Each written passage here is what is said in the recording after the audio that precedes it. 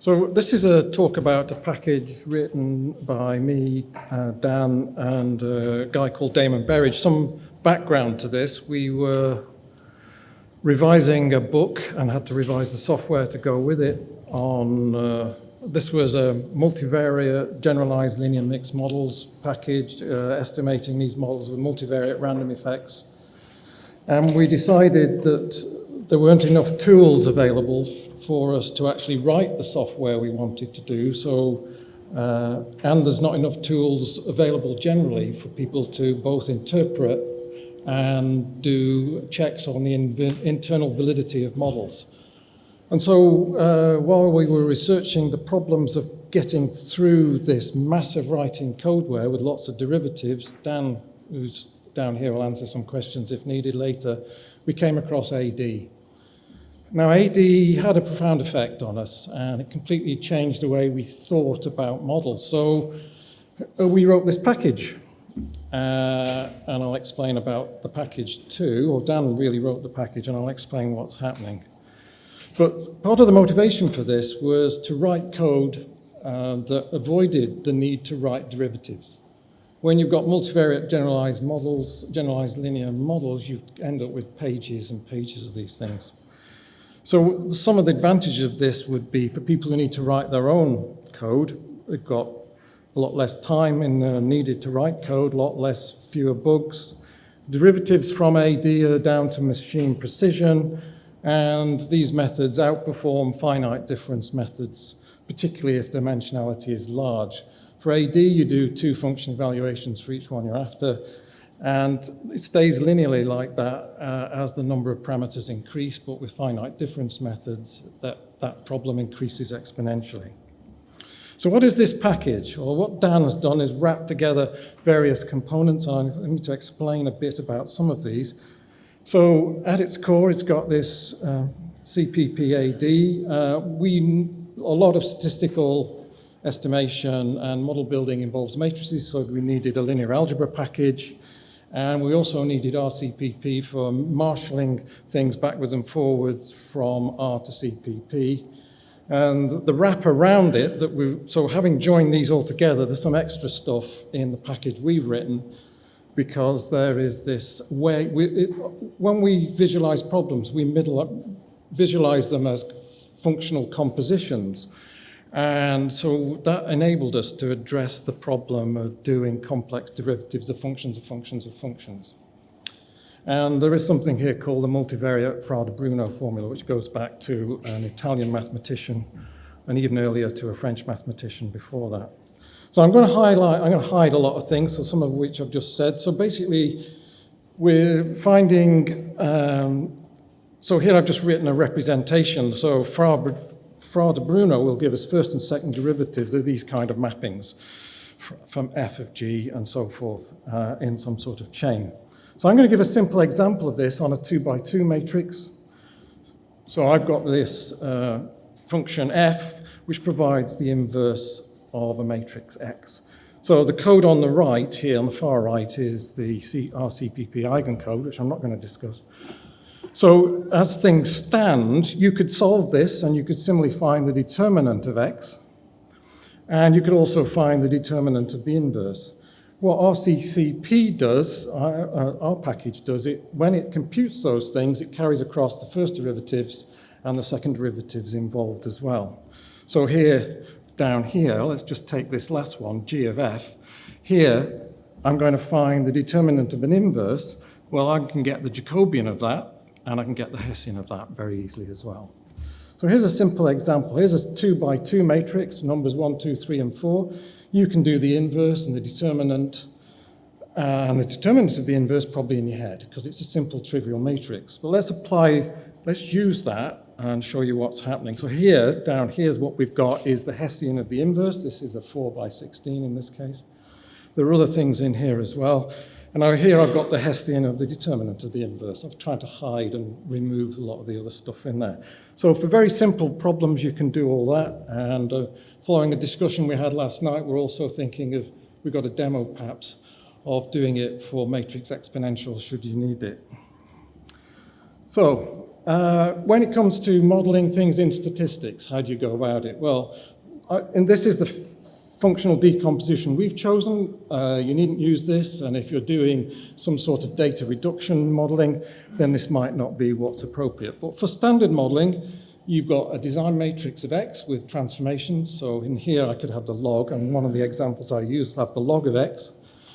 I've got a model. In this case, I'm going to be estimating and showing you a logic model on some simple data with two covariates, and you have the log likelihood. So the model's a function of the data and its transformations. The log likelihood is a function of the model, which is also a function of the data and its transformations. And we can get the cross derivatives of these components by applying multivariate Fraud or Bruno to them. So how do you apply all of this? Well, using AD for model estimation is obvious.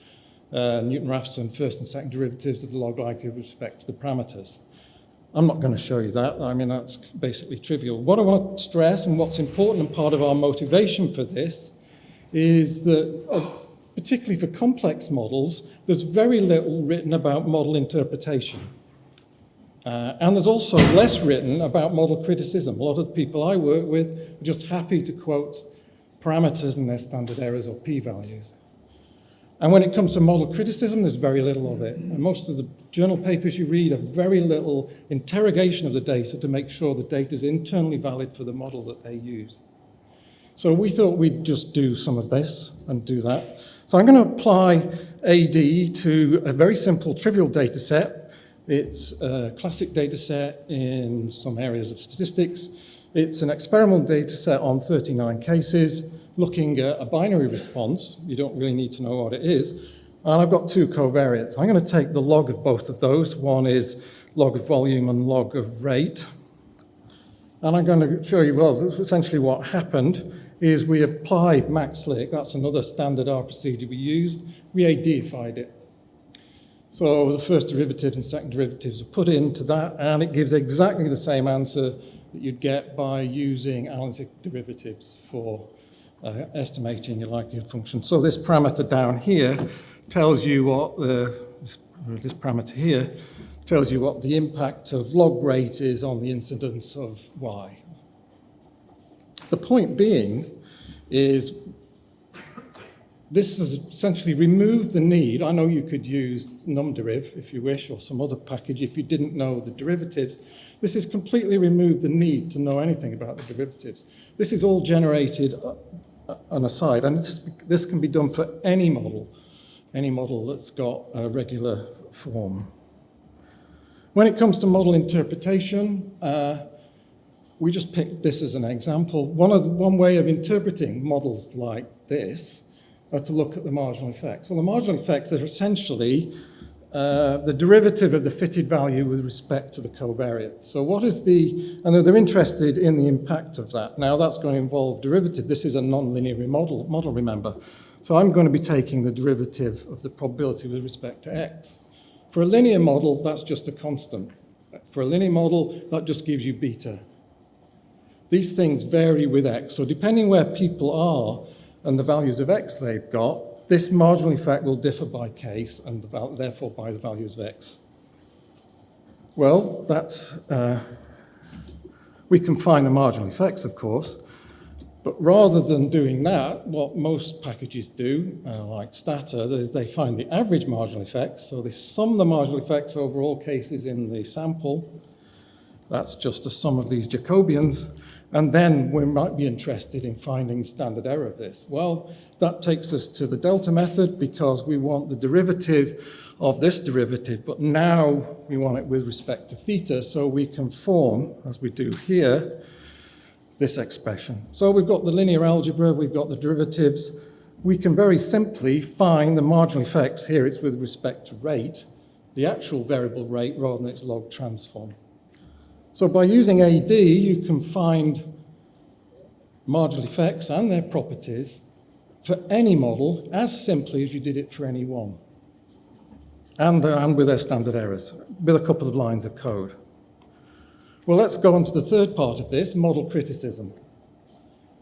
There's a lot of model criticism statistics available for the linear model, but for non-standardized models and the kind of models we were dealing with, which are these multivariate generalized linear models with Gaussian quadrature for random effects, we got problems. So one of the things we were interested in is how can we get some inference statistics for that? These models I'm talking about could take days to estimate. Well, rather than drop one at a time, which is the standard procedure for estimating this statistic I'm going to look at is called DF betas. Rather than drop one at a time, you can do some calculus. So I'm going to go through and illustrate that.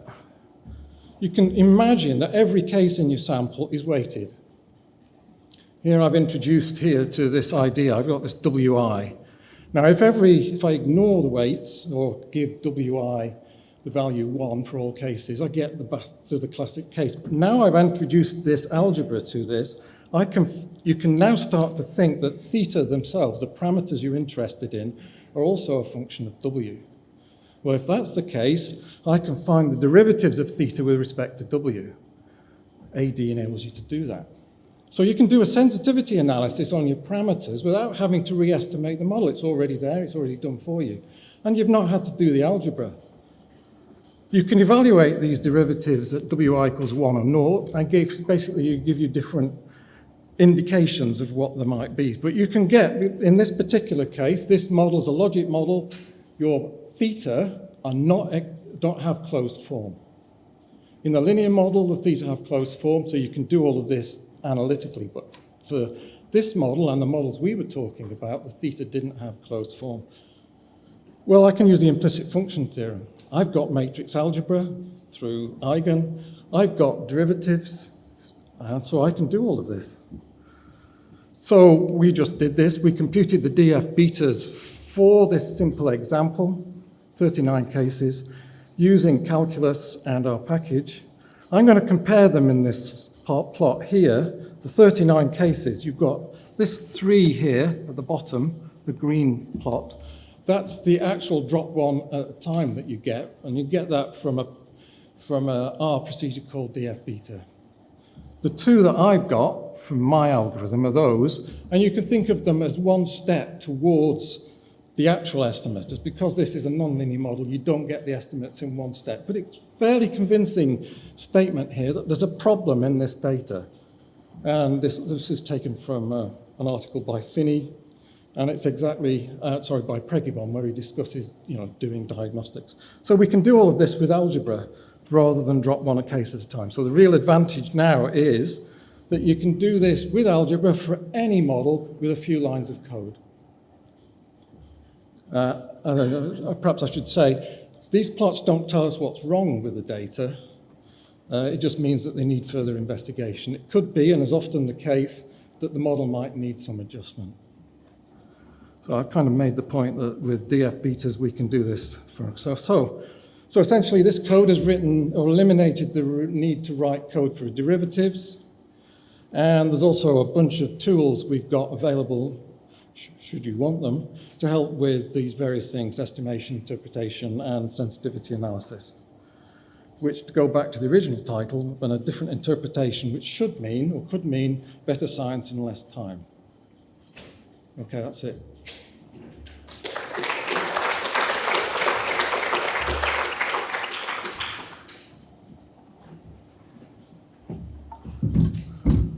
Thank you very much, especially for staying in time. Questions? Yes? Hi, thank you for the great talk. I also work in GLMMs, and they're a beast to work with, and I work with AD myself. I was just wondering if you've compared your package to the template model builder package, which also implements RccpEigen AD. I know of TPP-AD. We did compare it. Now, one of the problems we had is a lot of the package didn't have the generality that we really needed for our application. And TMB is one of those packages, as is ADMB, as is Madness. So there are various implementations that we've seen out there, but they don't have, you can't get at the elements that you might want to get at to have the flexibility to do the sensitivity analysis you should be doing.